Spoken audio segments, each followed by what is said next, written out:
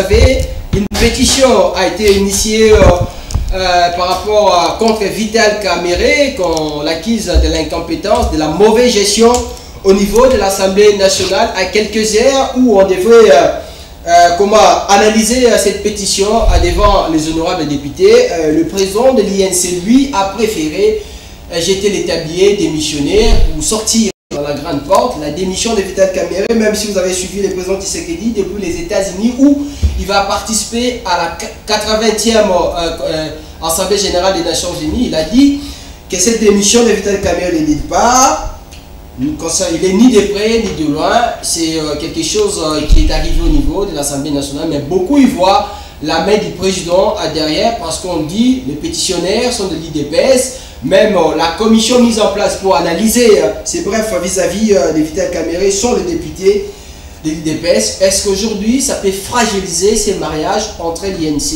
et l'IDPS ou bien cette crise au niveau de l'Assemblée nationale est-elle confirmée après le départ de Vital Kamerhe? Une question qui mérite d'être posée, on en parle dans cette émission. Tout au long de cette émission aussi, on va revenir sur le budget, la proposition d'Adolphe Muzito, le nouveau ministre du budget qui a parlé d'un budget de 20 milliards de dollars. Est-ce que c'est du réalisme dans ces pays où des fois on a parlé des 4 milliards de dollars, après on a parlé des 16 milliards, 20 milliards de dollars? Est-ce que ça va permettre que la situation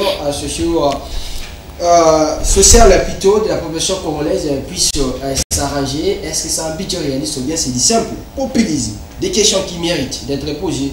On en parle avec Maître Arnold Bombolo, il est directeur des cabinets du président Jean-Marc Kabound en charge des questions juridiques, mais aussi cadre du parti Alliance pour les changements. C'est avec lui qu'on va essayer d'analyser ces questions que nous nous sommes posées au rythme de cette émission. Bonjour maître et bienvenue. Bonjour chers journalistes de nous avoir invités pour que nous venions communier avec le peuple congolais à travers votre micro. Laissez-moi d'abord dire bonjour aux Congolaises et Congolais qui auront l'occasion de nous suivre en ce net moment, le moment où le pays traverse son moment tellement sombre de son histoire, mais Tshisekedi a choisi un camp, le camp de déstabiliser les institutions du pays. Laissez-moi également saluer le président national de l'Alliance pour le changement, l'honorable Jean-Marc Kabound. Donc je profite également de l'occasion de saluer toute la population congolaise et celle de mon territoire de Ingende, de la province de l'Équateur. Alors salutations à toutes et à tous qui nous suivez depuis Ingende, dans la province de l'Équateur. J'adore beaucoup Ingende. Bonjour Sarah. Bonjour Peignel Roland Lay, bonjour Maître Arnold, bonjour également à tous les fidèles de cette émission politique interface. Belle cravate, belle veste, comme d'habitude, Maître Arnold. Même si on n'est pas au pouvoir, mais on a quand même avoir l'amabilité de bien s'habiller, c'est toujours bien. Oui, vous savez, pour s'habiller, il ne faut pas seulement être au pouvoir. Moi, je l'ai toujours dit, la politique n'est pas un métier pour moi. La politique, c'est un moyen pour atteindre mes objectifs. Mais au-delà de la politique, nous devons avoir des métiers. Moi, j'ai un métier, j'ai une profession à préserver. Et c'est sur base de cette profession-là, c'est sur base de ces métiers-là que je suis ce que je suis aujourd'hui. Donc, j'ai toujours conseillé aux autres, les politiciens, même les communicateurs, d'avoir un métier. Seul le métier que vous avez peut vous faire épanouir et peut vous faire même devenir grand dans ces pays. Parce que si vous tenez que dans la politique, si demain vous êtes dans l'opposition, vous risquerez de quémander auprès de ceux qui sont au pouvoir. Tandis que si nous, au jour d'aujourd'hui, même ceux du pouvoir n'arrivent pas à nous voir devant leur bureau, si ceux du pouvoir ne nous voient pas en train de parler d'eux, c'est parce que nous sommes dans une profession qui nécessite l'honneur. Et cet honneur-là, je le rends partout, je le ramène partout où je passe. C'est de la dignité. On plante le décor dans cette émission avec la proposition, la pensée, je ne sais pas s'il faut l'appeler ainsi, les souhaits, les rêves d'Adolphe Muzito, le nouveau ministre du budget, qui pense, selon lui, c'est possible qu'on puisse avoir un budget de 20 milliards de dollars Ça fait débat, d'autres pensent c'est du simple populisme, même si certains qui pensent c'est quelque chose au vie de sa gouvernance, de ce qu'il a fait à l'époque quand il était Premier ministre. Mouzitou est capable d'amener la RDC avec un budget de 20 milliards de dollars. Qu'en pensez-vous par rapport à ces débats? Non, chers journalistes, là-dessus, nous devons éclairer la population congolaise. On ne peut pas continuer à mentir le peuple congolais. Vous savez, c'est que Madame la Première ministre, accompagnée de son vice-premier ministre en charge du budget, Adolphe Mouzitou, et le ministre des Finances, Doudou Famba, avait déposé à l'Assemblée nationale, c'est un projet de budget. Ce n'est pas d'abord une loi budgétaire, c'est un projet. Et dans ce projet-là, il y a ce que nous appelons la prévision. La prévision est de 20 milliards de dollars, sans pour autant que Mouzitou nous dise là où il va trouver les 20 milliards de dollars. On a suivi quelques réformes qui nous ont été présentées par le ministre des Finances de Doudou Famba. Mais à aucune de ces réformes que moi j'ai vues, le ministre ou l'État congolais, ou disons le gouvernement congolais, a mis en exergue les réformes rigoureuses pour pouvoir augmenter le budget. Au jour d'aujourd'hui, l'autre fois, je vous avais déjà dit que l'État congolais fait face à une difficulté d'ordre organisationnel. Donc, les entreprises publiques sont des canards boiteux et l'État ne sait pas comment relancer ces entreprises-là. Le gouvernement, l'État congolais, est insolvable. Il ne paye pas la dette intérieure. L'État congolais n'arrive pas non plus à créer une production. Parce qu'on ne peut jamais parler de la croissance de sa production. Lorsqu'on veut augmenter le budget, on sous-entend qu'il y a eu des réformes préalables qui ont été faites. Mais si vous posez la question même à Adolphe Mouzitou de vous dire quelles sont les réformes, il va vous présenter ce qu'il lui pense, mais il ne va pas vous présenter les réformes sur terrain. Deuxièmement, nous avons un système fiscal tellement compliqué, où il y a trop de coulage de recettes. Il y a certaines taxes qui échappent au contrôle du gouvernement. Que jusqu'au jour d'aujourd'hui, le gouvernement n'arrive même pas à canaliser tous ces fonds-là. Alors comment le ministre du budget ou le ministre des Finances, les deux, peuvent faire pour nous donner un budget de 20 milliards de dollars? Heureusement que c'est une prévision. Ce n'est qu'une prévision. Et moi, personnellement, je suis trop dubitatif quant à ce. Parce que Mouzitou ne nous a pas démontré. Maintenant, nous avons un PIB national de combien? Mais d'après les statistiques, nous avons un PIB national de 82 milliards de dollars. Or, on ne peut jamais se limiter qu'avec un PIB national pour déterminer réellement les souhaits d'un gouvernement de faire avancer les choses et surtout augmenter le budget. Il faudrait également voir le PIB par habitat. La RDC, au jour d'aujourd'hui, c'est un pays sous-pauvre. Nous ne sommes pas un pays pauvre, nous sommes un pays sous-pauvre. Nous vivons en dessous de la pauvreté, partant du PIB par habitat. Et si je ne me trompe pas, de 1,4 ou 5 dollars les jours. Alors face à ça, vous arrivez avec de bonnes intentions. Oui, ce n'est qu'une intention pour Mouzitou d'augmenter, disons, de doubler les budgets. Lui-même avait parlé qu'il va doubler les budgets. Il est allé jusqu'à 20 milliards. Pendant que lui-même nous avait dit, il a trouvé qu'un budget réel aux alentours des 12 milliards. Avec une dette extérieure de 16 milliards. Disons de 6 milliards. Oui. La dette extérieure que lui-même nous a dit, actuellement est de 16 milliards de dollars. Mais si vous vérifiez ce que la dette extérieure là a fait, vous allez constater que le régime n'a fait que dilapider ce qu'il a contracté au moins pour le compte de la République, dont les générations futures La dette extérieure viendra pour payer. Construire l'arène de Kinshasa, non, si vous comparez les 13 milliards de Mobutu avec les 16 milliards contractés par Tshisekedi, vous allez vous rendre compte que oui, à 7 ans, bien sûr, vous allez vous rendre compte que Félix Tshisekedi nous a mis dans une situation difficile.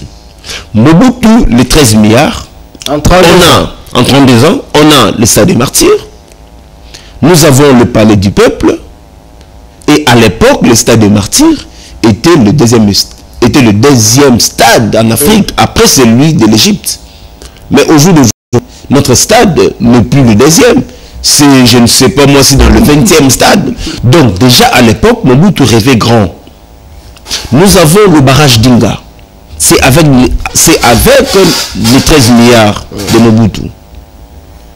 Nous avons le pont Maréchal. Nous avons la cité de la Zélé.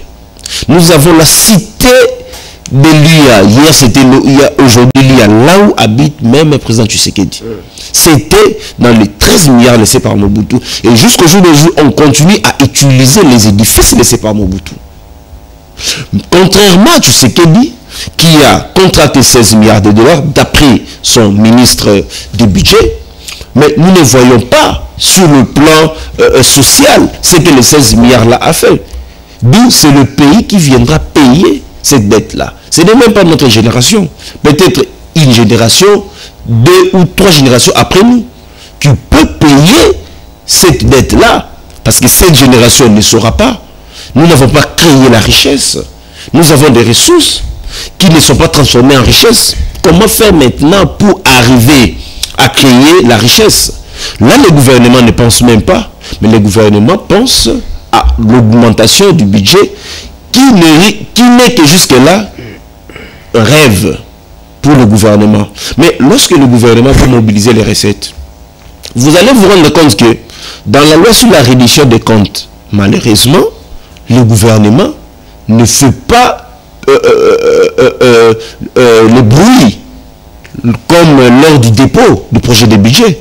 Il aurait fallu, lorsque le Parlement a voté la loi et demandé au gouvernement de collecter maintenant les taxes ainsi que les impôts pour pouvoir créer un budget réel, moi je pense que le gouvernement également doit avoir l'amabilité de revenir encore pour dire aux Congolais ce qu'il a réellement réalisé, pour ne pas faire croire aux gens que nous avons un budget de 20 milliards de dollars. Là, c'est une prévision. Là, ce n'est pas un budget réel. Étant donné que c'est une prévision budgétaire, moi, personnellement, je reste trop dubitatif parce que je n'ai pas vu les réformes rigoureuses nous présentées par Adolphe Muzitu. Et moi, je pensais même qu'Adolphe Muzitu allait d'abord commencer par là.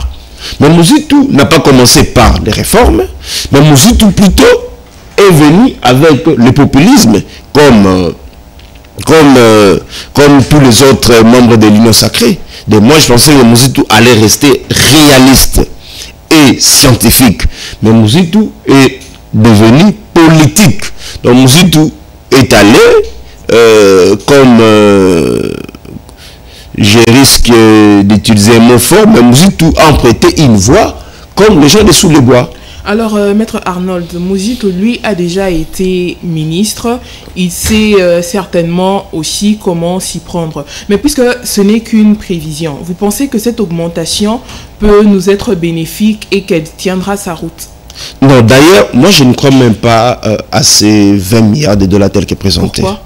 Parce que, je vous ai dit ici, on ne nous a pas démontré où prendre les 20 milliards et comment en avoir. C'est bien beau de parler d'une prévision de 20 milliards. On peut même aller d'une prévision de 30 milliards. Mais, avec une pression fiscale, de combien? Ils prendront ce 20 milliards? Tout à fait, parce que c'est une loi budgétaire. C'est une loi. Le budget joue l'équilibre entre les recettes ainsi que les dépenses. Alors, lorsque déjà, vous voyez que les dépenses sont plus que même les recettes, comment vous allez faire pour atteindre votre objectif? L'objectif ne sera pas atteint. Parce que les institutions, d'abord, les institutions nous coûtent trop cher. Lors de la législature passée, eux-mêmes, ils ont parlé de la réduction des trains de vie des institutions. Mais au jour d'aujourd'hui, toutes les institutions réclament que leur salaire soit augmenté. Alors, comment faire avec cette demande qui est forte, c'est-à-dire que l'augmentation des salaires de ceux qui sont aux institutions, et là, les institutions nous ont déjà donné leur point de vue, toutes les institutions, ici je parle, mais de l'autre côté, il faut mobiliser les recettes. On mobilise les recettes où? C'est auprès de la population. Il faut les impôts, il faut les taxes, il faut les redevances. Mais au jour d'aujourd'hui, est-ce que eux-mêmes les ministres payent les impôts? La plupart de leurs véhicules ne sont pas immatriculés. Alors, donc, eux sont des exceptions et c'est maintenant la population qui doit en subir. Dans l'entretemps, ils nous parlent d'un budget de 20 milliards, ça pour autant nous démontrer sur le plan de la faisabilité où est-ce que nous allons trouver ces 20 milliards de dollars là. Parce que le pays ne produit pas. Ici, on peut parler que non, nous avons une bonne croissance. Mais cette croissance en question vient d'où pendant que nous ne produisons pas? On ne peut jamais parler de la croissance sans production. Mais eux parlent de la croissance sans la production. Donc c'est une chanson déjà entendue. Et vous allez voir que lors de la loi sur la reddition des comptes, ainsi que la loi rectificative sur le budget, si les journalistes d'investigation sont allés à l'Assemblée nationale à l'époque, vous allez voir qu'on risque même pas d'atteindre un budget de 10 milliards de dollars. Est-ce que vous pensez vraiment qu'on a, à l'ère de M. Tshisekedi, on a ce gouvernement-là qui rêve grand sans pour autant faire un effort? Non, d'ailleurs, ce gouvernement ne rêve même pas grand. Mais cette prévision est une preuve qu'il rêve grand avec, à travers ce budget colossal. Est-ce qu'avec tout ce qu'on a, on peut vraiment avoir un budget de 20 milliards de dollars, la RDC? Nous avons des ressources capables de nous amener même vers un budget en ressources propres, je vous dis même de 100 milliards de dollars. Même de 100 milliards de dollars. L'autre fois, je vous ai dit, Alliance pour le changement est capable de donner un budget de 150 milliards, le quinquennat à la nation congolaise. Parce que nous avons presque tout. Nous avons tout. Au jour d'aujourd'hui, nous avons des matières premières qui peuvent faire en sorte que notre budget soit réellement augmenté. C'est d'abord une question de la volonté politique. Mais ces gouvernements, ces régimes, n'ont pas la volonté politique.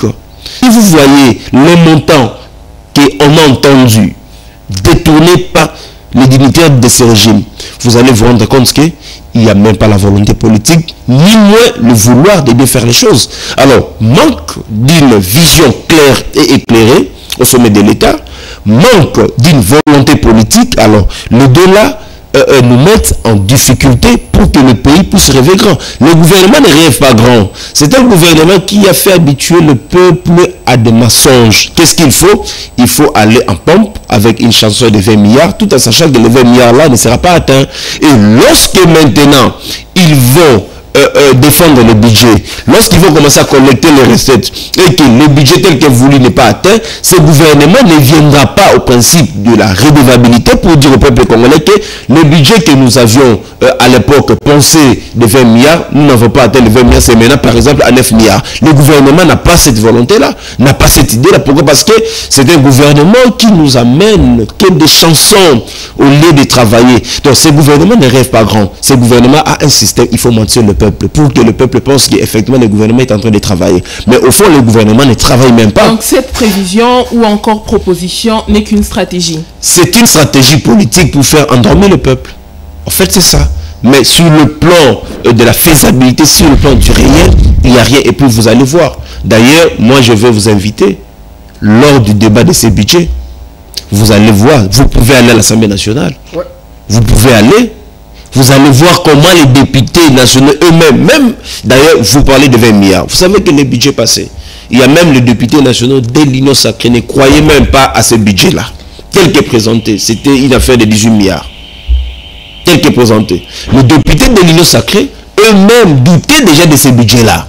Alors, comme le peuple congolais également, ce qui est vrai, c'est un peuple qui ne connaît pas vraiment bien, ou mal un peuple, bon, même pas mal informé, bon, c'est un peuple qui n'est pas vraiment du tout mature, d'où c'est un peuple qui se laisse que à des pompes.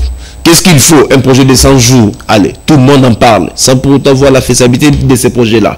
On vous a parlé d'un budget de 18 milliards de dollars. Le gouvernement n'a pas atteint le budget de 18 milliards. Maintenant, là, c'est de 20 milliards. Ils n'ont pas de choix, ils n'ont personne pour essayer de bien expliciter les choses. Non, non. Vous savez, notre population, c'est une population naïve d'abord. Ça, c'est de un. C'est qu'il faut reconnaître. De deux, ce n'est pas une population exigeante. Je prends un exemple ici à Kinshasa. Le transport a galopé au cours d'une période plus de 3 fois. Parce qu'à l'époque, moi personnellement, gare centrale Willery, c'était 500 francs congolais. Mais au jour d'aujourd'hui, la centrale Willery, c'est à 1500. Mais le peuple ne réclame pas. Il y a une augmentation des prix de première nécessité, comme le pain. Même le grammage a été diminué. Vous êtes sûr que le peuple ne réclame pas? Non, le peuple congolais ne réclame pas. Parce que si le peuple réclamait... De quelle manière devrait-il réclamer? Mais par des moyens pacifiques.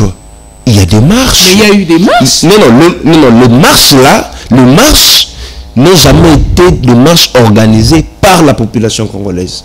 Ce sont les acteurs politiques, accompagnés par leurs militants qui sont également le peuple, qui réclament que, comme à l'époque de Kabila, l'opposition a réclamé quoi? Le départ de Kabila. Mais l'opposition n'a pas réclamé réellement ce qui touche à la population congolaise. Mais ces acteurs politiques ont besoin du peuple congolais pour les accompagner. Ouais. Donc le peuple congolais aussi a besoin de ces acteurs politiques pour les accompagner. Oui, maintenant, voilà la différence.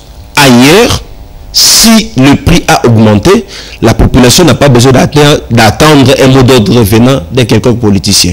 La population elle-même se met sur la voie de la réclamation.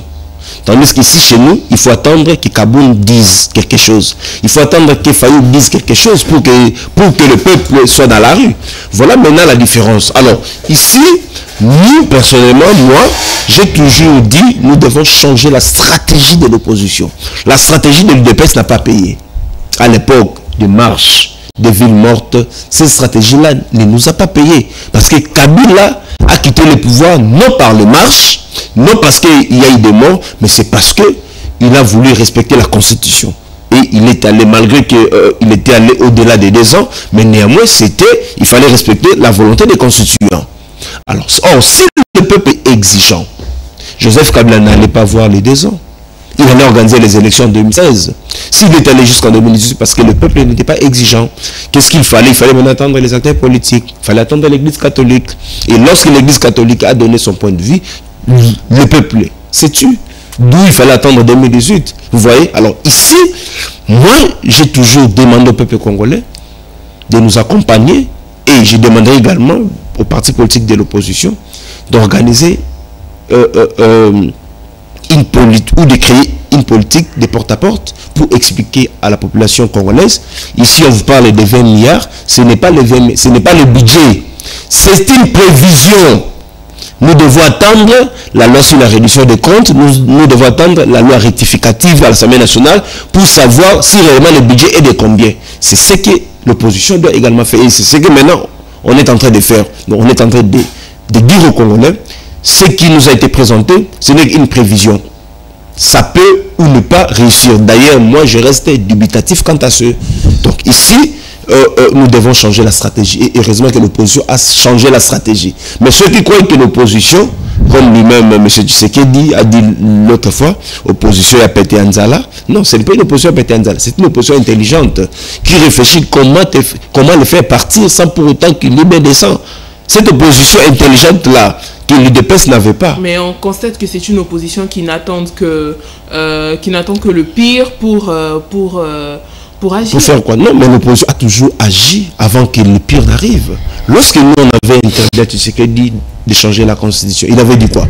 Qui peut m'empêcher, moi, grand de la nation, de changer la Constitution? Mais lorsque les rebelles ont pris Goma Bukavu, il n'en parlait plus. Il a des intentions, mais il n'en parlait plus. Vous voyez? Donc l'opposition a toujours agi bien avant. Sauf que face à l'opposition, il y a un régime de tyrans. Et ces régimes-là n'arrivent pas à écouter l'opposition. Lorsque un régime n'écoute pas l'opposition et que l'opposition dit ok ça va, quelles les conséquences corrige mieux que les conseils? Vous n'allez pas vous en prendre à l'opposition, il faut plutôt s'en prendre à ceux qui gèrent, à ceux qui ne veulent pas les conseils de l'opposition, à ceux qui ne veulent pas que l'opposition dise un mot, à ceux-là qui bloquent et qui freinent notre démocratie. C'est à ceux-là qu'il faut réclamer et non à l'opposition. C'est-à-dire nous sommes une opposition intelligente. Je vous donne encore un exemple pour vous démontrer que nous sommes une opposition intelligente. À l'époque, la plupart des opposants étaient des chômeurs. À l'époque, tous ceux qui réclamaient le départ de Kabila étaient des chômeurs. Il suffit que Kabila l'appelle pour qu'il vienne occuper le poste. Il devient kabiliste plus que Kabila lui-même. C'est le même aussi avec Tshisekedi. Vous voyez, Tshisekedi Félix. L'UDPS a traité Kabila de tous les mots. Mais lors des conversations civilisées, la même UDPS qui nous a dit que Kabila c'était rwandais, que Kabila était compétent, la même UDPS nous a dit que Kabila c'était un bon monsieur. Vous avez suivi à l'époque Augustin Kabouya qui a dit que Kabila c'est un homme sérieux. Comment au cours de quelques secondes, de quelques minutes, la personne qui était considérée hier mauvais, il devient bon.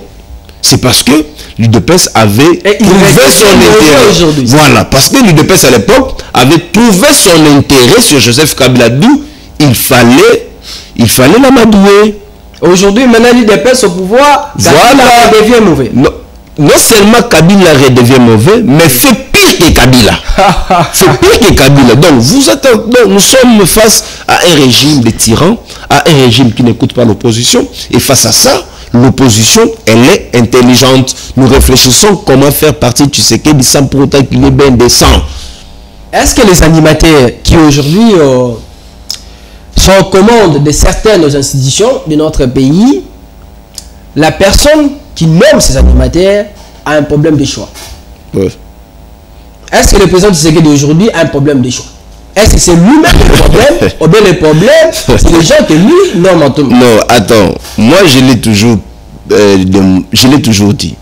Et j'ai toujours posé cette question. Entre l'héritier politique de Etienne Tshisekedi et l'héritage politique de Etienne Tshisekedi, qui pose problème? Est-ce que c'est l'héritage politique ou c'est l'héritier politique? Mais je réponds vite à cette question. C'est l'héritier politique laissé par Etienne Tshisekedi, qui est Félix Tshisekedi, qui pose problème dans notre pays.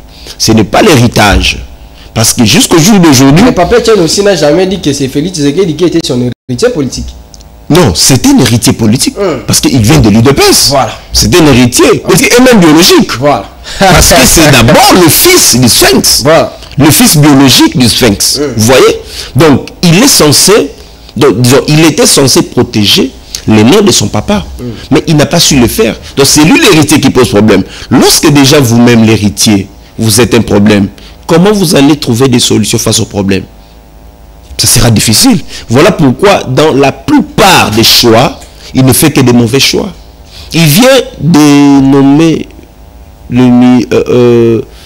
la ministre de la jeunesse. La ministre de la jeunesse. Elle s'appelle encore comment? Madame Coutinho. Voilà. Cette dame-là de consultation. Oui, je ne sais pas moi. Donc, elle vient au ministère sans programme, sans quoi que ce soit. Pour elle, la priorité, c'est aller faire des consultations. C'est une nomination purement spirituelle, par prophétie. Non, ce n'est même pas par prophétie. Ça, c'est une nomination fantaisiste et bidon. Juste pour faire plaisir à Coutinho Fernando. Le pasteur Roland Dallon avait vu bien avant. Un jour, elle va devenir ministre. Donc c'est juste une façon de faire plaisir aux amis et connaissances. Ce n'est pas vraiment un choix judicieux pour pouvoir travailler au nom et pour le compte de l'État congolais. Vous allez dire que la dame là, elle a, premièrement, parce qu'on a tous suivi lorsqu'elle nous parlait de son parcours, de son cursus académique. Et après, certaines indiscrétions, c'est confirmé que la dame n'a pas fait des études. Elle a étudié en France. Non, non. Jusque-là, l'université n'est pas connue. La faculté n'est pas connue. Ses collègues de l'école ne sont pas connus. Et elle-même encore vient de confirmer qu'effectivement, elle n'a pas fait l'université. Comment ça? Lors de son interview sur Top Congo. Vous n'avez pas suivi? J'ai suivi les choses. Est-ce que vous n'avez pas suivi? Salah, les jeunes de Salah. Est-ce que vous n'avez pas suivi? Quelqu'un qui a étudié peut vraiment parler comme cette dame-là? Avec un français approximatif? À peu près. Ministre de la jeunesse. Ministre de la jeunesse. D'un pays francophone. Non, comme le nôtre. Non. En fait, ce ne sont pas ces gens-là qui posent problème. C'est lui-même, tu sais, qui est d'abord un mauvais choix pour le pays. Voilà pourquoi il continue à faire que des mauvais choix.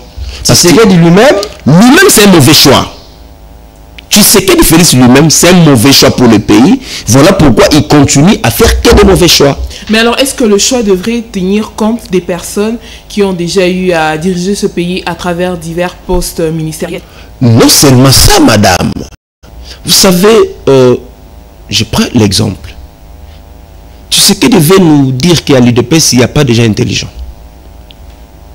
Il y a Kabouya, il y a Deo Bizoumou. Non, ils sont oui, non, Kabouya, il faut vraiment le mettre de côté.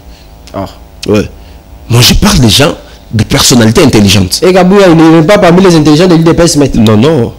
Mais ce monsieur doit d'abord se réconcilier avec l'intelligence. Oh. Comment monsieur mais je vous dis, c'est un monsieur qui doit d'abord se réconcilier avec l'intelligence. Oh.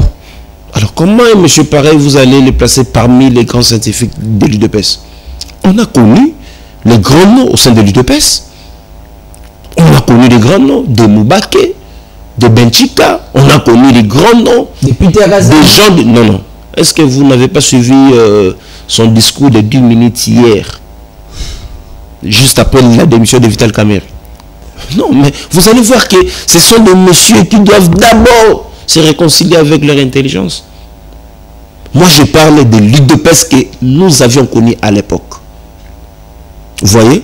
Alors, est-ce qu'au sein de l'UDPS, tous ces vieux-là sont encore vivants, la plupart? Ils ne sont pas encore morts. Si ils disent que ces vieux-là n'ont pas su former la jeunesse, mais ils sont encore vivants, ils sont encore là. Ce sont des héritiers politiques. On peut dire ainsi. De Etienne Tshisekedi.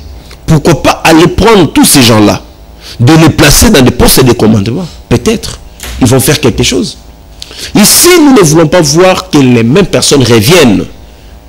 Je donne encore un exemple. Qu'est-ce que Mbosso n'a pas su donner à Mobutu et à Kabila qui donnerait à Félix Tshisekedi? À l'époque, Mbosso a tout donné. Même, on dit, la plus belle femme donne que c'est qu'elle a. Mbosso, si nous avait chassé Mobutu parce que Mobutu avait échoué. Mais quand Joseph Kabila est venu au pouvoir plus tôt, sa première intention c'est de travailler avec les Mobutistes. C'était déjà son échec. Félix est venu, au lieu de travailler avec des Tshisekidistes, il a ramassé les Mobutistes avec des Kabilistes. C'est ça encore son échec. Pour mieux réussir, il faut d'abord commencer à vous préparer au sein de votre parti politique. Vous savez que si nous sommes arrivés au pouvoir, tel sera ministre, tel sera député, tel sera ceci. Ce n'est pas ce que l'UDPS a fait. Ce n'est pas ça. Pourquoi? Parce que l'UDPS n'a pas préparé en fait le pouvoir. L'UDPS est habitué à contester. L'UDPS n'est pas bonne pour gérer la République. L'UDPS, l'Union pour la démocratie et le progrès social. C'est l'UDPS là qui n'a pas préparé à être au pouvoir. À l'époque, c'était avec le président Jean-Marc Kabound. Non, non. Jean-Marc Kabound lui-même s'est préparé pour arriver au pouvoir. Mais comment lui s'est préparé, mais son parti, non, s'il vous plaît, je vous donne un exemple typique. Lorsque vous prenez président Kabound, même ses interventions, vous voyez la qualité, la pertinence de ses interventions. Vous allez comparer avec quelle intervention des membres de l'UDPS. En fait, il y a des interventions pertinentes d'Augustin Kabouya. Comme quoi? Qu'est-ce que Kabouya a déjà dit de pertinent? Quand il fait ces choses-là au niveau de ah, c'est ça la pertinence. Oh. Là, ce n'est pas la pertinence. En fait, Kabound était venu au sein de l'UDPS pour faire parvenir un combat auprès d'une génération. parce que lui-même n'est pas de l'ancienne génération de l'UDPS. Mais au-delà de ça, Kaboun ne cessait de rappeler à ceux de l'UDPS, luttons, bien sûr, mais préparons-nous pour le pouvoir. Chose que l'UDPS ne voulait pas entendre.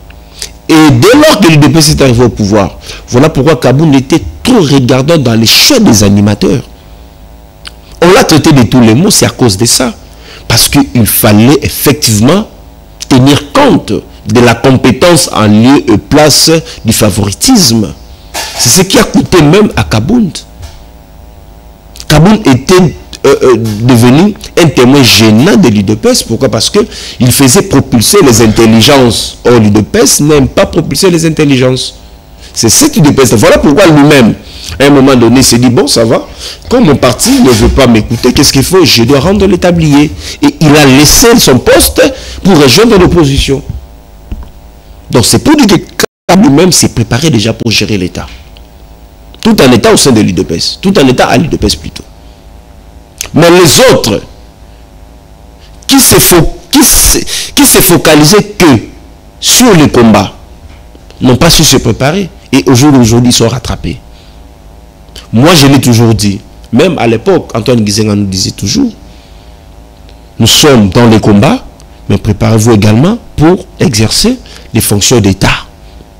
Cette difficulté-là, même les Palous en a connu en 2006. Aussitôt arrivé au pouvoir, il fallait ramasser maintenant les autres pour qu'ils viennent créer l'équilibre. Vous voyez? Donc nous sommes, comme nous, au sein de l'Alliance pour le changement, effectivement nous sommes pour un combat politique, mais nous sommes également pour une formation. Voilà, nous avons une école du parti qui forme les cadres et militants du parti sur toutes les questions qui touchent à la vie nationale de notre pays. Pour que demain, arrivé au pouvoir, nous ne faisions pas les mêmes choses, que nous ne commettions pas les mêmes erreurs que nos prédécesseurs. Voilà un peu. Alliance pour le changement, c'est un parti politique des compétents. Effectivement. D'ailleurs, le président lui-même de l'Alliance pour le changement, c'est une personnalité politique compétente. Et il ne sait que faire des choix judicieux dans des postes au sein du parti. Kaboun ne donne pas les postes parce que vous êtes son frère, parce que vous êtes sa soeur, vous êtes sa belle-soeur, vous êtes son beau-frère. Non. Kaboun donne les postes au sein du parti par rapport à vos compétences. Et lui-même respecte d'ailleurs les compétences des uns et des autres. Il n'est pas comme les autres qui ne respectent pas les compétences des uns et des autres, qui ne font que ramasser des gens dans des églises. Selon vous, quelle est la différence entre l'IDPS à l'époque, avec Jean-Marc Kaboun comme secrétaire général et président intérimaire, et l'IDPS aujourd'hui, après le départ de Kaboun, avec comme secrétaire Augustin Kabouya, mais aussi président intérimaire? Non, il y a une nette différence. Si même vous prenez votre micro, vous descendiez à la 10e rue, vous posez la question, les militants des Sous-les-Bois vont vous dire tout haut qu'il y a une nette différence. Kaboun a lutté pour la reconnaissance de l'UDPS. Et l'UDPS était reconnu. Le seul secrétaire général qui a mené l'UDPS au pouvoir, c'est Jean-Marc Kaboun. Et qu'est-ce qui a fait de lui le fils idéologique du Sphinx? C'est sa détermination politique, son combat politique, ainsi que sa formation politique. Vous savez, Etienne Tshisekedi a découvert Jean-Marc Kaboun à Kalemi. À Kalemi, un jeune brillant. Un jeune qui faisait trembler les institutions à l'époque. Si vous prenez votre micro, vous demandez à l'ancien gouverneur à l'époque du Katanga, Moïse Katumbi, il va vous le dire. Comment Kaboun à l'époque le faisait trembler. Là, il était encore président interfédéral de l'UDPS. Vous voyez? Donc, Kaboun a créé son leadership autour de la formation acquise auprès de Etienne Tshisekedi. Et au jour d'aujourd'hui, cette formation-là fait partie de son combat. Il veut rendre la République démocratique du Congo un pays digne nous avons perdu notre dignité. Est-ce que vous pensez... Il faut récupérer notre dignité. Est-ce que vous pensez que la période où Jean-Marc Aboun était encore au sein de l'IDPS, était-il étouffé pour qu'actuellement il soit ouvert à tout le monde? Non, non, vous savez, Kaboun est venu, il a trouvé déjà l'IDPS. Déjà avec ses militants, ainsi de suite. Mais il a su imprimer sa marque. Mais il n'avait pas cette aura pendant qu'il était au sein de l'UDPS. Non, il avait cette aura. Qui au sein de l'UDPS pouvait faire face à Kaboun? Même Félix Tshisekedi le sait très bien. Quand Kaboun présidait des réunions, Tshisekedi se mettait où Félix? Il se mettait loin là-bas. C'est pour dire que Jean-Marc Kaboun avait déjà créé sa notoriété au sein de l'UDPS. Et c'est sur base de cette notoriété-là qu'à l'époque, lorsque Kaboun a été renversé à son poste, il avait promis que je reviendrai. Et puis il était revenu toujours dans son poste. Donc c'est pour vous dire que c'est quelqu'un de détermination. Il n'est pas n'importe qui. Lorsqu'il vous dit que c'est lui qui va chasser Tshisekedi au pouvoir, sachez-le bien que c'est lui bien qui va chasser Tshisekedi au pouvoir. Et lorsqu'il vous dit que c'est lui qui va remplacer Tshisekedi au pouvoir, il faut prendre ça au sérieux, parce que c'est quelqu'un qui est déterminé. Est devenu maintenant un prophète. Mais Kaboun a été toujours prophète politique. Lorsqu'il vous avait dit que Tshisekedi c'est un danger permanent au sommet de l'État, qui l'avait cru? Personne. Mais au jour d'aujourd'hui, tout le monde en parle qu'effectivement Tshisekedi devient un danger permanent pour la République. Une fois encore, nous, je renouvelle ma demande. C'est que j'ai dit la fois passée, maître.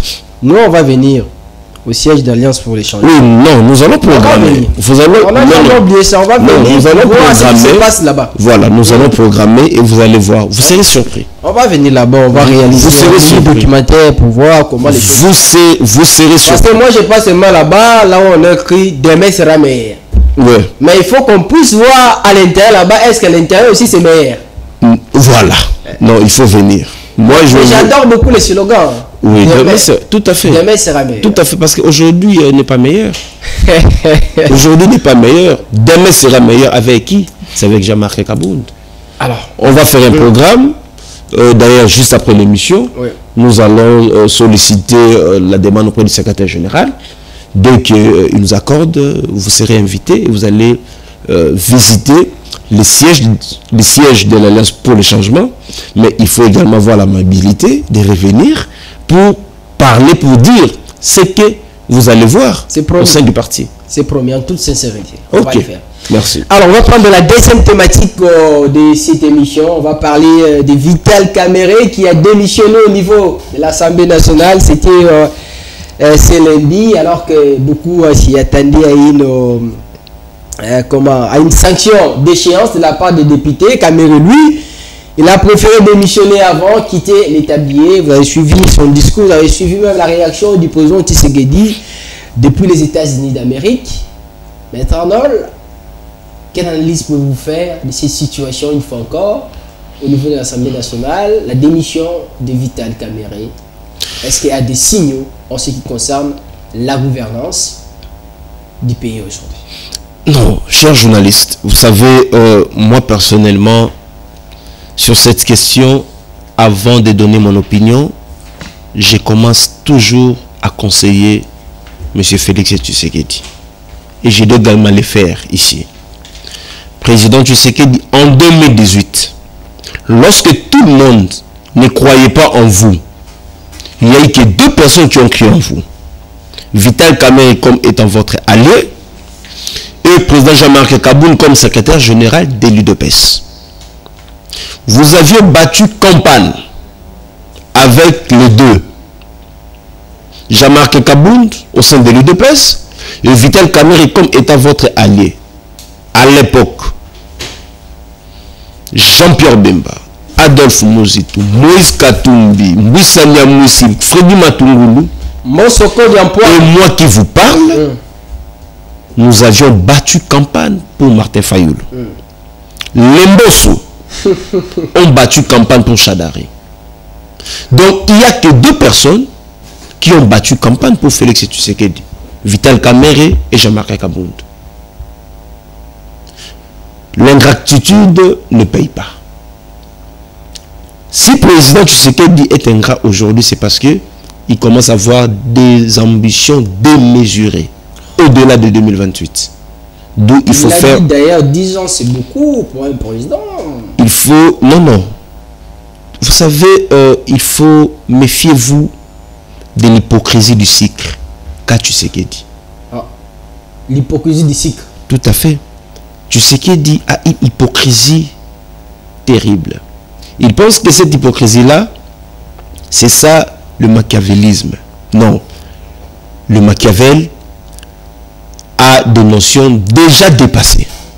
Pour le moment, aucun acteur politique sérieux et intelligent peut prendre Machiavel comme étant un modèle. Non. Sur la démission de Vital Kamerhe, vous savez, le droit parlementaire, c'est un droit procédural. Le droit parlementaire. La pétition n'est pas une sanction en soi. La pétition, c'est une expression de la volonté de la majorité. Les députés nationaux ont initié une pétition contre leur président à l'époque, Vital Kamerhe, ainsi que d'autres membres du bureau. Mais curieusement, ces députés-là n'ont jamais effectué un contrôle parlementaire pour effectivement voir ce qu'eux reprochent à Kamerhe, si cela est vrai ou faux. Ils sont allés dans la précipitation. Ils ont commencé à requérir les signatures pendant les vacances parlementaires, sans pour autant contrôler le bureau. Le même jour de la rentrée de cette session, qui est essentiellement budgétaire, que Vital Kamerhe a vu une pétition sur sa table. Avec quelle vitesse? Et on demande à Vital Kamerhe d'être à une commission, disons, être devant la commission. L'auteur de cette pétition, Bindoule, c'est un ancien de l'UNC, certes. Bindoule, mais néanmoins, c'est un élu de l'UDPS. Juste avant le dépôt de leur pétition, ils étaient reçus par le secrétaire général, le président AI, Augustin Kabouya, dont Augustin nous a dit: j'attends les mots d'ordre du président de la République. Ah bon? Effectivement. C'est ce que Kabouya avait dit. Il n'est pas derrière. Non. Voilà pourquoi je vous ai dit au début, méfiez-vous de l'hypocrisie du cycle. Continuez. Qu'a Tshisekedi. Si l'initiative était que parlementaire, Kabouya étant parlementaire ne pouvait pas dire aux députés: j'attends les mots d'ordre du président de la République. Donc du fait déjà que Kabouya a dit, il attendait les mots d'ordre du président de la République, c'est que la motion ou la pétition contre Vital Kamerhe est venue de la présidence de la République. Oh. C'est ça, comment ça? C'est ça le parallélisme. C'est la séparation du pouvoir. Non, j'ai fait le parallélisme. Parce que si il y avait effectivement le principe de la séparation des pouvoirs, Kabouya n'aurait dû pas dire aux députés nationaux: nous devons attendre les mots d'ordre du président de la République. Du fait que pour lui a dit d'attendre la position du chef de l'État, donc cette motion-là est venue du chef de l'État, il fallait attendre maintenant sa matérialisation. La pétition a été matérialisée par la volonté du président de la République, comme Kabouya nous avait promis. On a créé une commission, et à la commission, à sa tête, un autre membre de l'UDPS. Peter Kazadi. Qu'est-ce qu'on a reproché à Vital Kamerhe? L'incompétence. Entre nous soit dit, est-ce que Vital Kamerhe, face à ceux de l'UDPS, peut vraiment être considéré comme étant un incompétent? Tandis qu'au sein de l'UDPS n'a pas un homme comme Vital Kamerhe, en termes d'expérience, en termes de son CV, même en termes d'intelligence. Il y a la présence d'Augustin Kabouya. Non, je vous ai dit que ce monsieur doit d'abord se réconcilier avec son intelligence. Mais Vital Kamerhe est traité de l'incompétent. Vital Kamerhe est le député de l'UDPS. On dit que Kamerhe c'était un incompétent. De deux, il reproche à Kamerhe sur bon nombre de responsabilités qui ne revient pas à lui. On dit Kamerhe bloque les contrôles parlementaires. Or, lorsque vous lisez l'article 38 du règlement intérieur de l'Assemblée nationale, le deuxième vice-président de l'Assemblée nationale, c'est lui qui a la charge des contrôles parlementaires. Donc le citoyen Mbosso. C'est le citoyen Mbosso. Oui, c'est Mbosso qui a la charge. Parce que la compétence est d'attribution. Comment faire porter à Kamerhe une responsabilité qu'il n'a pas? On dit encore que Vital Kamerhe ne fait que débourser de l'argent en est pour le compte de l'Assemblée nationale. Pendant ces temps-là, avant la fermeture de la session de mars, Vital Kamerhe avait présenté le rapport financier de l'Assemblée nationale. Tout le monde, y compris les pétitionnaires, avait voté pour la recevabilité de ces rapports-là. C'est pour dire que Vital Kamerhe n'avait pas détourné de l'argent. On dit que Vital Kamerhe a bloqué la diplomatie parlementaire.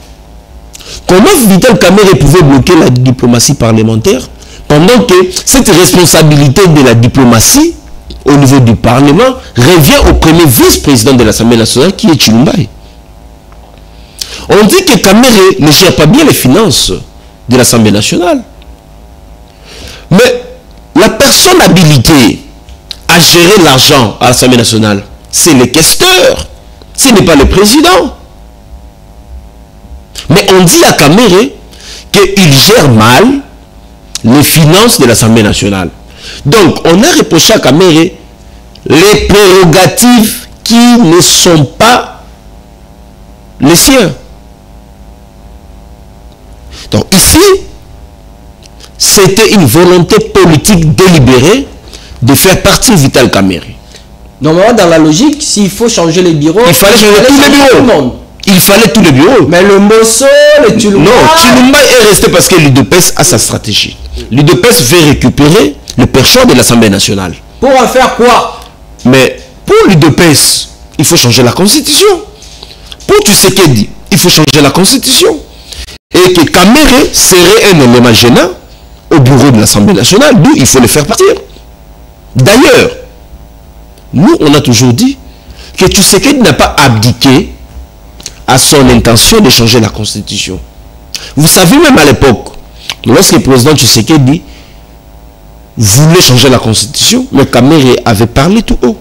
Qui peut m'interdire, moi, que le moment n'est pas propice pour parler du changement de la Constitution.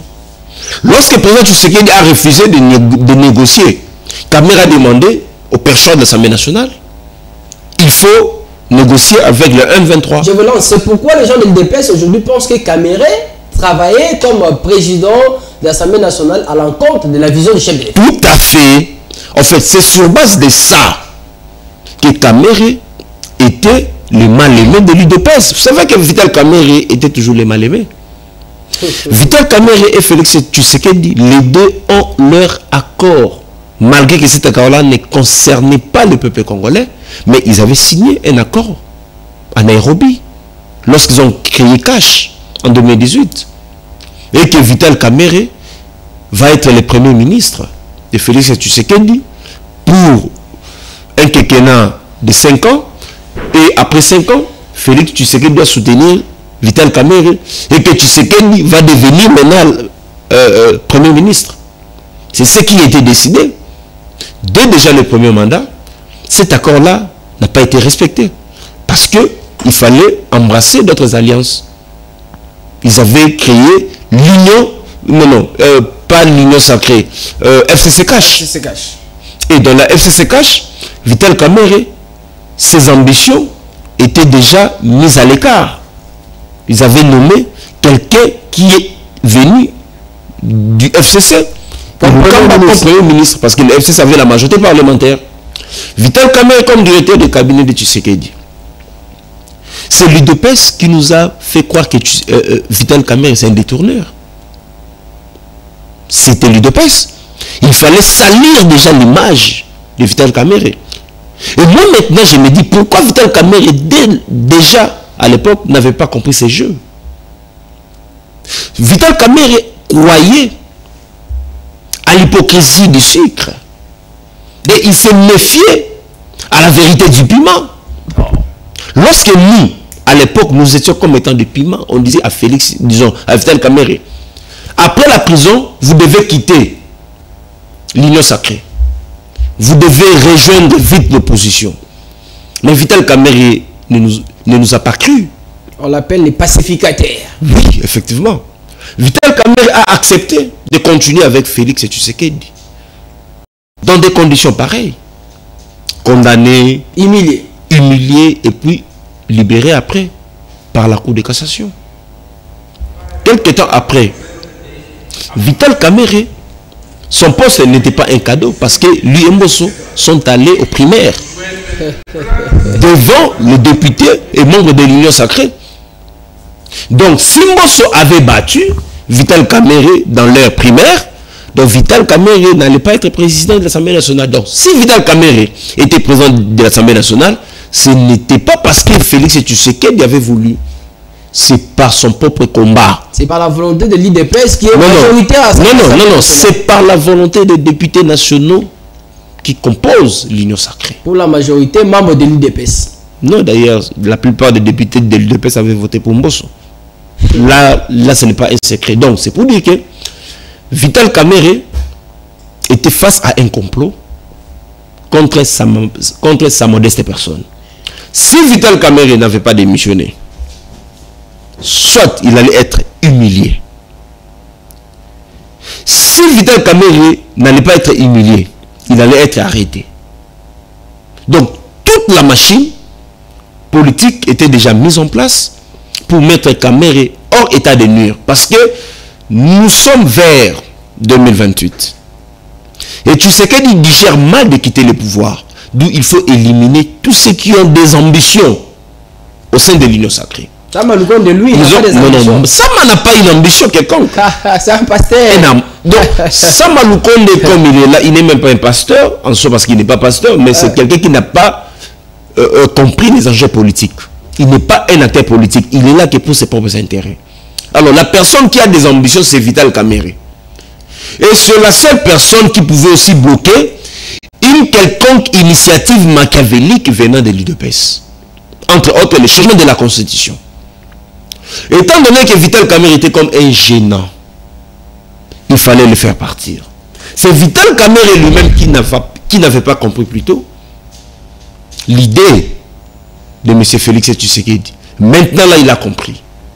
Voilà pourquoi il n'a pas voulu mettre le pays dans une situation d'ingouvernabilité. Il a préféré démissionner pour ne pas tirer ses problèmes à la longueur. Éviter la crise. D'où il a préféré démissionner. Et sa démission étant un acte volontaire, je l'applaudis. Mais je demande à Kamerhe d'être courageux, de quitter tout haut l'Union Sacrée, de revenir dans l'opposition. Nous, dans l'opposition, on a besoin qu'ils nous disent quelles sont les stratégies de l'Union Sacrée. Oh, vous voulez qu'ils puissent trahir l'Union Sacrée? Non. Qu'ils ne trahissent pas l'Union Sacrée. Il est déjà trahi par l'Union Sacrée. À 2 reprises. Il est déjà trahi par l'Union Sacrée à 2 reprises. De sur quoi l'UDPS? Kamerhe n'a plus rien à gagner aux côtés de Tshisekedi. Et n'a plus rien à perdre s'il quittait aujourd'hui l'Union Sacrée. Il doit préserver son image. Pour préserver son image, Vital Kamerhe doit démissionner. Pour venir vous dire, doit quitter, démissionner de l'Union Sacrée qui puisse nous rejoindre dans l'opposition et qui nous dise ce qui se chuchote au sein de l'Union sacrée. Parce qu'il connaît au moins. De par vos analyses, on constate que Vital Kamerhe a été plutôt le mal-aimé. Mais vous pensez aussi qu'il est cette personne à craindre au sein de l'Union sacrée compte tenu de son expertise, mais aussi son savoir-faire? Mais effectivement, Tshisekedi, c'était disons, Vital Kamerhe était un élément gênant pour Félix Tshisekedi. Parce que pour Félix Tshisekedi, il n'a pas besoin d'organiser les élections en 2028. Or, s'il faut maintenir Vital Kamerhe à son poste, Vital Kamerhe aura les moyens financiers en 2018 et Vital Kamerhe aura encore l'aura politique dans l'opinion. Jean-Marc Kabound? Non, au sein de l'Union sacrée.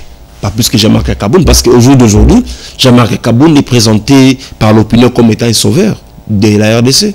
Contrairement à Vital Kamerhe qui jusque-là, l'UDPS l'avait sali à l'époque et il continue toujours à les salir. Alors puisque Vital Kamerhe est dans l'Union sacrée, il n'est pas le sauveur des Congolais donc. Dès lors que Vital Kamerhe sera dans l'Union sacrée, personne ne va comprendre sa vision. Être sauveur, c'est présenter une vision à la nation congolaise. Dans l'Union sacrée, on dit c'est la vision du chef de l'État.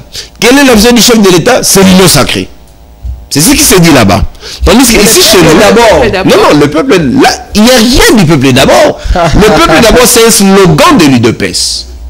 Contrairement maintenant, au sein de l'opposition, nous avons une vision à présenter. Nous avons un programme à présenter au peuple congolais. Alors, si Kamerhe veut être présenté comme étant un sauveur de la RDC, il doit rejoindre l'opposition et il doit nécessairement venir, d'ailleurs moi je l'appelle, dans la coalition de la gauche congolaise, qu'il vienne dans notre coalition. Alors, on va suivre d'abord cette vidéo avant de conclure l'émission. On va suivre la réaction de Vital Kamerhe, l'extrait, mais aussi la réaction du président Tshisekedi. Maître, au retour, vous allez analyser.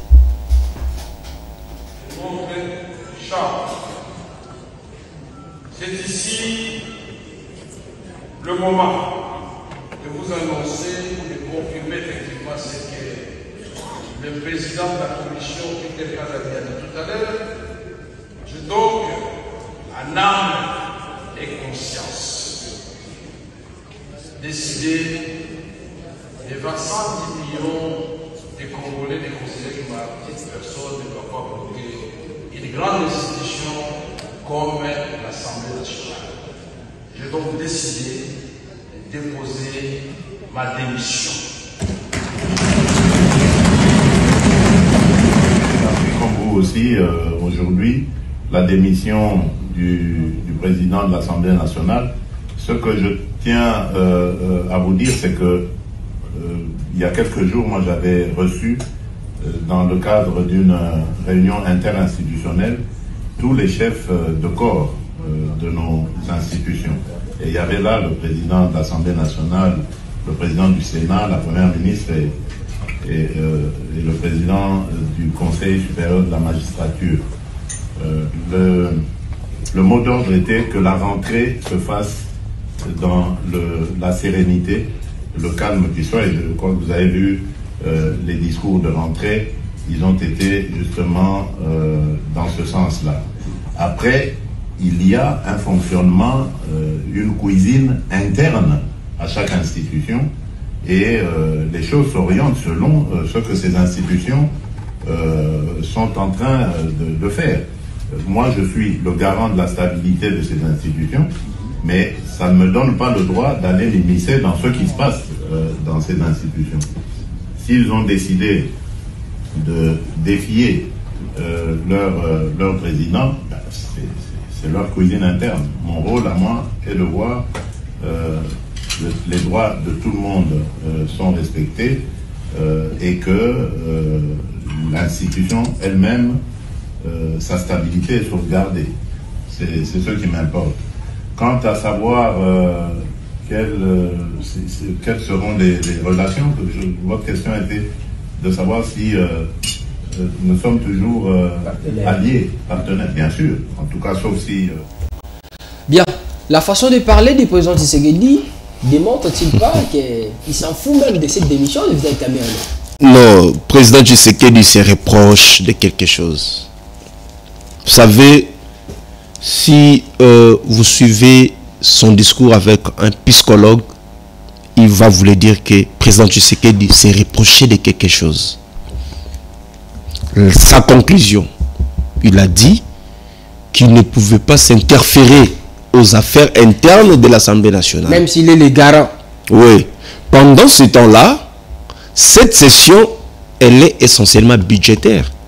Est-ce que vous savez la conséquence lorsque le gouvernement ne dépose pas son budget, que cela n'est pas aligné dans cette session? C'est que la conséquence, c'est que le gouvernement est déclaré démissionnaire. Et le pays sera dans l'ingouvernabilité. Si réellement il était le garant du bon fonctionnement des institutions, mais il aurait pu empêcher, ne fût-ce que le budget, qui est prioritaire, soit d'abord voté et le reste après. Mais il a préféré faire partie de Vital Kamerhe, lui-même l'a dit.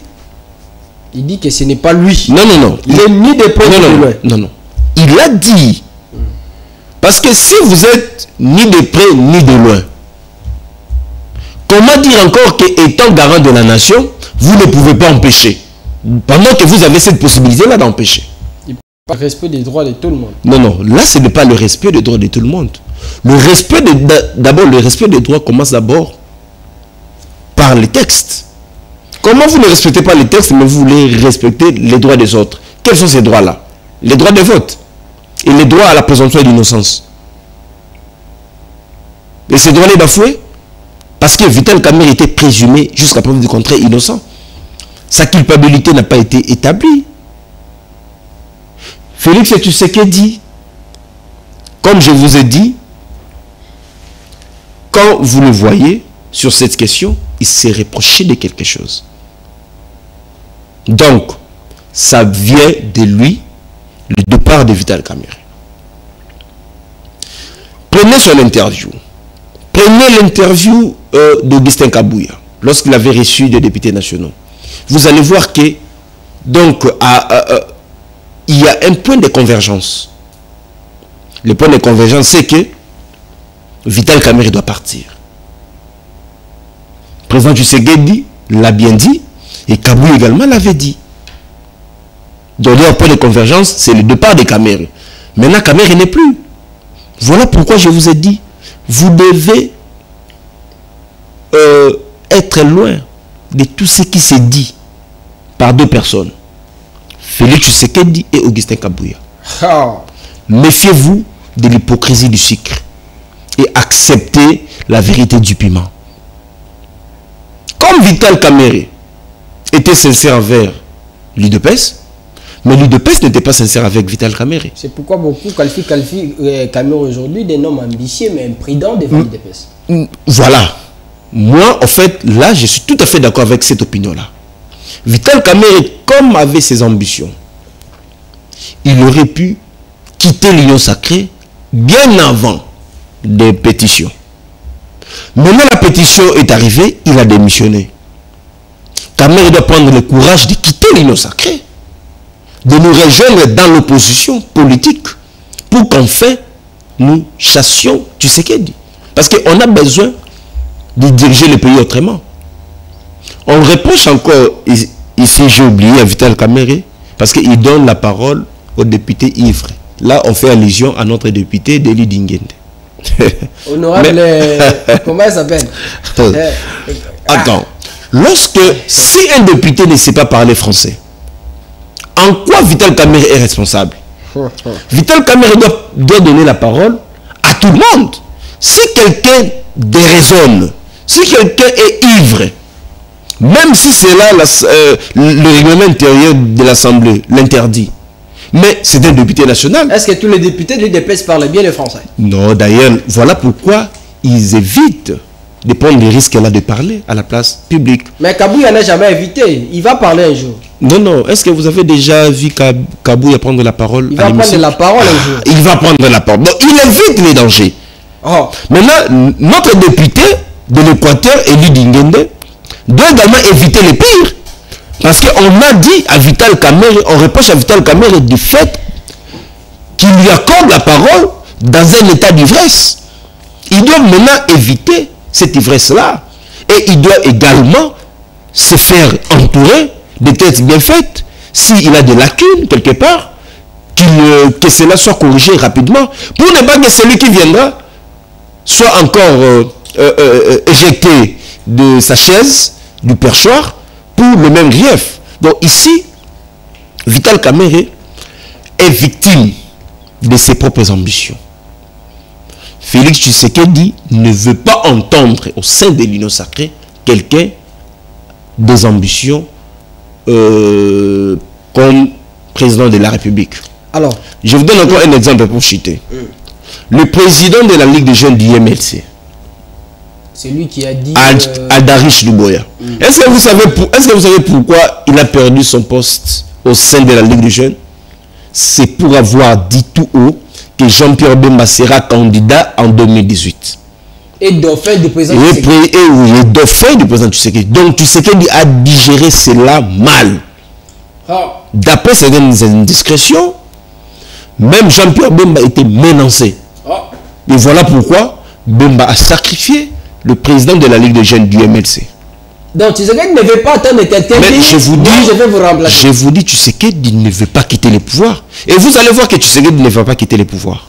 Vous allez voir, je vous le dis. Prophétie. Je vous le dis aujourd'hui. Tshisekedi n'a pas besoin de quitter les pouvoirs. Et Tshisekedi ne quittera pas facilement les pouvoirs. Vous allez voir. Retenez cette vidéo. Retenez cette émission. Vous me donnerez raison. Tshisekedi n'a besoin que de demeurer au pouvoir. Tshisekedi, sa vie, il veut vivre comme Mobutu. Vous ne voyez pas que partout, il ne fait que placer ses enfants? Il veut certainement accomplir ce dont il s'est assigné. Mais, effectivement, Tshisekedi s'est mis dans une posture de dictateur. D'où il faut restreindre les libertés, les ambitions, même au sein de l'Union sacrée. Lorsqu'il appelle l'opposition Yanzala, est-ce que vous savez pourquoi? C'est parce que c'est une opposition-là qui va les faire partir. Il le sait très bien. Lorsqu'il insulte, vous savez que c'était pour moi la première fois, même à l'époque Mobutu, qui parlait trop, Mobutu n'a jamais qualifié de l'opposition comme étant une opposition Yanzala. Contrairement à celui qu'on a qualifié d'un démocrate. Parce que si l'opposition est Yanzala, c'est que le pouvoir ne fait rien.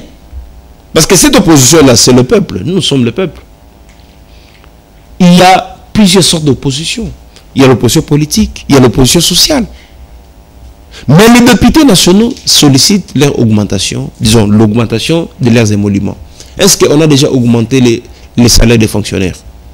Est-ce qu'on a déjà augmenté les soldes des militaires? Est-ce qu'on a déjà augmenté les salaires de nos enseignants? Non. Moi, personnellement, j'ai aimé la démission de Vital Kamerhe. Parce que j'ai été parmi ceux-là qui demandaient à Kamerhe de démissionner. De sortir par la grande porte. Du fait qu'il a démissionné, du fait qu'il vient de sortir par la grande porte, que maintenant Vital Kamerhe prenne le courage de quitter l'Union sacrée et de revenir dans l'opposition. Là, au moins, il va retrouver sa robe. Vous concluez l'émission, maître. Pour conclure, je dis d'abord merci de m'avoir invité.